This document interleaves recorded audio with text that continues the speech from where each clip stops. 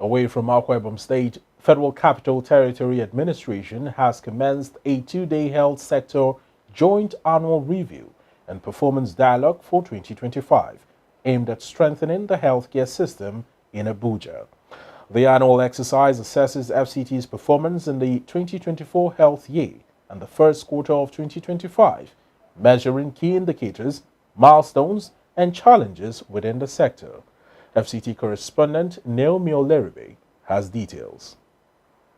Declaring the event open, the FCT Mandate Secretary for Health Services and Environment Secretariat, Dr.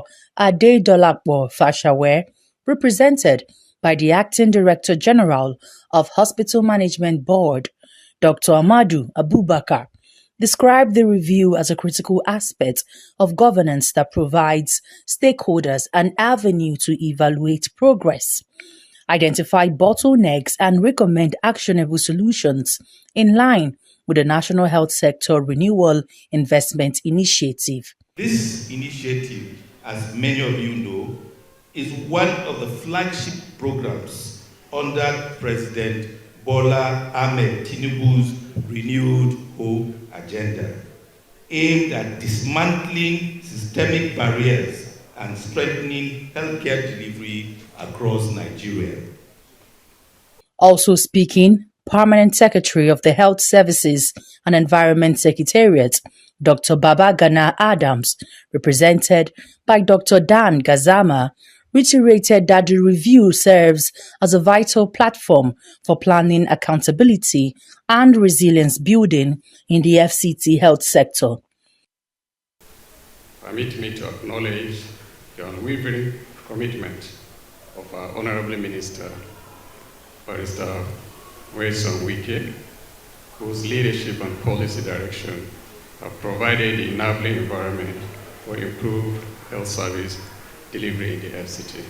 Briefing journalists at the event, the Acting Director of Health Planning, Research and Statistics, Dr. Teresa Machuku, said the gathering allows the Secretariat to examine available data, measure outcomes against nationally set indicators, and address gaps through evidence-based recommendation.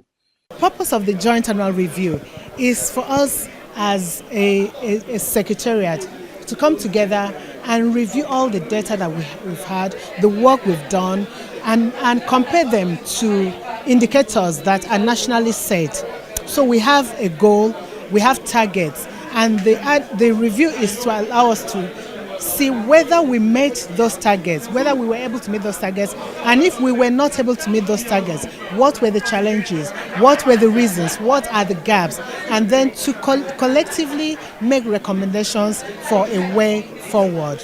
The essence of the event, according to stakeholders, is to ensure that Abuja builds a sustainable, inclusive, and efficient health system sector that meets the needs of its growing population. Naomi Oleribe, ADBN News. In Edo State, Governor Monday Okpebholo has assured residents that the ongoing reconstruction of the busy Sapele Road in Benin City will be completed on schedule. The governor gave the assurance during an on-the-spot inspection of the project, noting that major flood control structures have already been installed to ensure durability of the road. ADBN's Edo State correspondent Favor Osazua reports. From Moscow Junction down to Ogege, motorists and traders cheered Governor Okpebholo as he tracked more than 2 kilometers of the project corridor. The governor wasn't just sightseeing, he paused to check the thickness of concrete pavement, looked closely at reinforcement rods, and quizzed contractors about deadlines. The governor also visited adjoining roads off Sapele Road, including Ogege Road, which the contractor has pledged to complete before year's end. The contractors are doing very fine. That's what I'm seeing, and they are promising me by December we'll commission this road. I'm very much happy to hear that kind of news from there, because I was looking at maybe March, June, July next year. But if they are giving me this, we'll make sure that we pay them on time so that we will not default and they can continue doing their work. Special Advisor on Project Monitoring, Phoebe Williams-Bello, says the supervision is not just routine, but a push to keep contractors accountable. We are seeing the progress of work. Surface drain have been done up to 1.5 kilometer completed, and then we have seen the underground channel which leads to the old Sapele road, which the contractor have also achieved up to 1 kilometer on that road. We are hoping that from the work schedule, this road will be completed by God's grace in December. The main Sapele road, which is done on reinforced concrete design. So at that point, the contractor have achieved up to 5 kilometer on rigid pavements, up to 5.5 kilometer on stone-based work done. And we can see that even His Excellency Senator Monday Okpebholo, we had to stop to check to ensure that the reinforced concrete that is being used met up to the standard, and we measured it. We saw that the contractor is doing what is prescribed in the project PME.